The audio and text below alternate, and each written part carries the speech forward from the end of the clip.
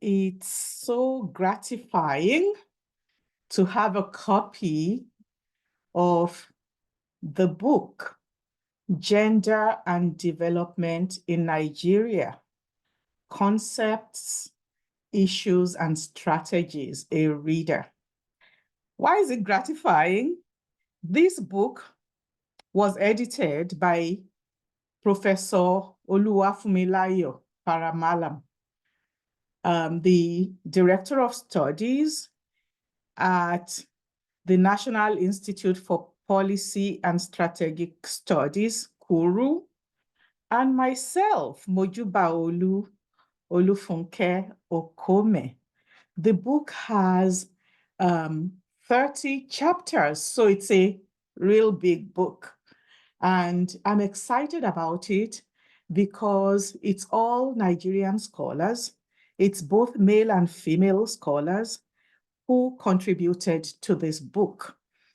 The book was launched in November 2023. Unfortunately, I wasn't able to go, but I followed the event online. So thanks to Zoom, it was possible to vicariously participate. My own chapter in the book is chapter 6, and it's in the second section of the book that focuses on governance, politics, and leadership. And my chapter is titled Sex, Gender, and Politics, Issues in Nigeria's Governance Culture. So what I'd like to do here is read a little bit of the preface that I wrote for the book. So gender studies is a very young and dynamic area of intellectual inquiry.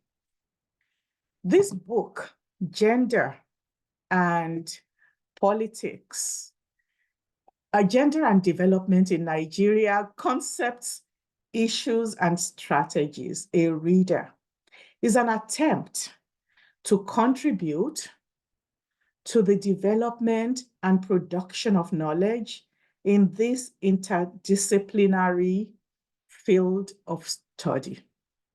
So although I have much unfinished research and writing projects, I could not say no to a book such as this because of the respect and admiration that I have for Professor Olufunmilayo Josephine Para-Mallam, MNI. She was intent on wanting to contribute to this co-edited volume as part of her 60th birthday impact activities.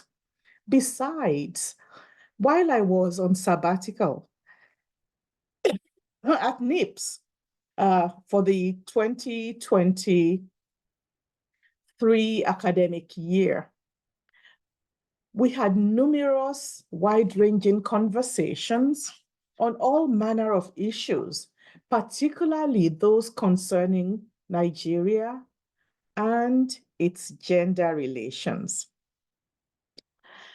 Public policy and politics and their relevance to development were also prominent in our discussions. And in our conversations, we discussed, debated, argued, and always said that we ought to write a book together on Nigerian gender politics. So this book is a beginning of the fulfillment of that intent. There are yet more books to come, God willing. This reader seeks to fill a gap in our knowledge as well as produce academic source materials for scholars, Nigerian scholars, and students that are also globally relevant to academic production of knowledge. Undergraduate and postgraduate students, as well as scholars and practitioners interested in gender analysis in Nigeria and globally, need to understand the historicity and contemporary ramifications of the driving paradigms, perspectives, debates, critiques, methodological approaches, and development interventions in gender studies as they emerge.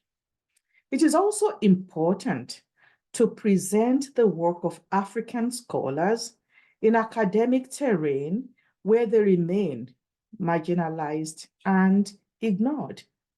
Current agitation for the decolonization of the academy also means that the production of knowledge in the academy should meaningfully include the documentation of the involvement, interaction, and analysis of Africa-based scholars who foreground Africa-centered perspectives and intellectual products.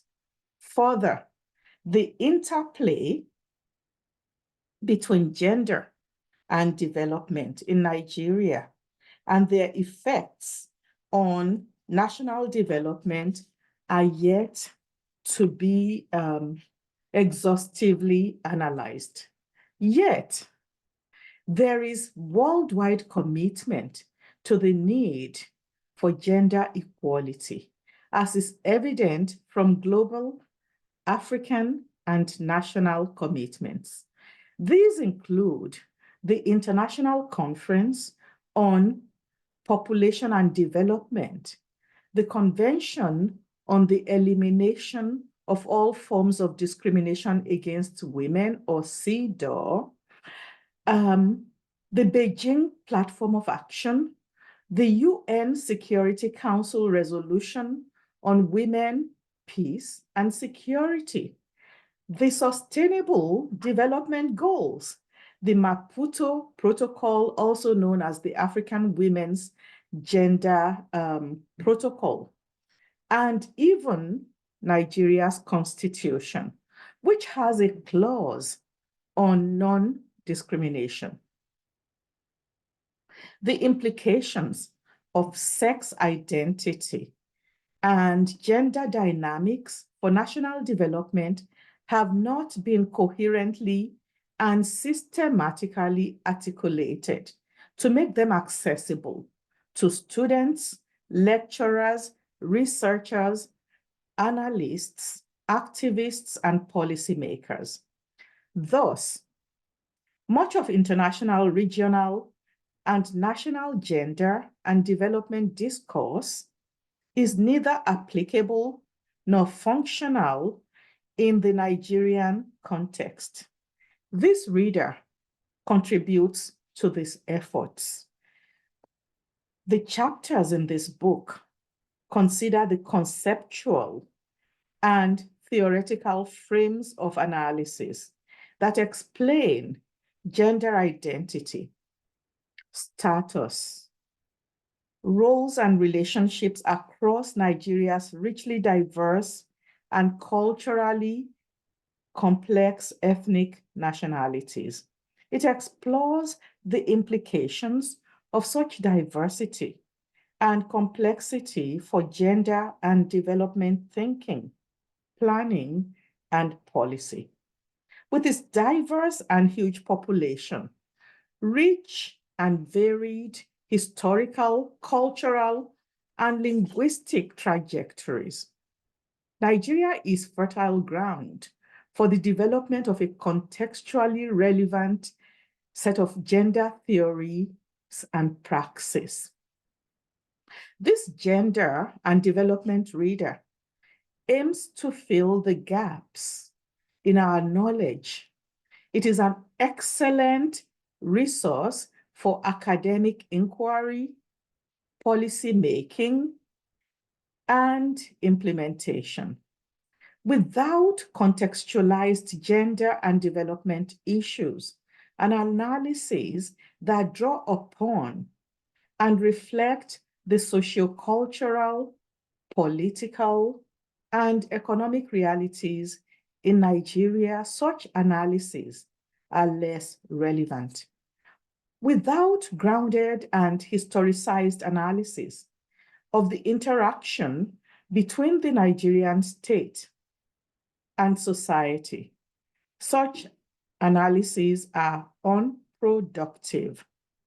Without considering the interplay between gender and development from the perspective of those who live Nigerian realities, we cannot understand our peculiar situation. Neither can we effectively respond to the challenges that we face. The Gender and Development Reader aims to contribute, as I said before, to filling these gaps. This Gender and Development Reader has well-illustrated content and structure, suitable for user-friendly learning and focused on theory building, development planning, and policy solutions. It is a compendium of chapters written by gender scholars and practitioners from various disciplinary and occupational fields under 7 broad thematic sections. The thematic areas cover major disciplinary fields in view of the cross-cutting nature of gender and development studies. It is a widely accepted saying that, quote, every development issue is a gender issue, and every gender issue is a development issue. Both gender and development are broad and inexhaustive areas for scholarly investigation. Therefore, it would be overly ambitious to expect a single book to cover all possible areas. However, the editors, that is Professor Oluwafunmilayo, J. Para-Mallam, MNI, and myself, Mojubaolu, Olufunke, Okome, we attempted to ensure a very wide selection of experienced contributors with proven knowledge and expertise in their respective fields. The chapters are divided into thematic areas, as I said before. This is a peer-reviewed, edited volume aimed at presenting Nigerian perspectives and critiques on gender and development theory, methodology, and practice. Its multi- and interdisciplinary focus aims to broadly as well as specifically target the academic needs of university students, focused on gender-related courses, modules, and study programs. So it's a real pleasure to have done the book, and here is the book. It will be available as soon as possible on Amazon.com,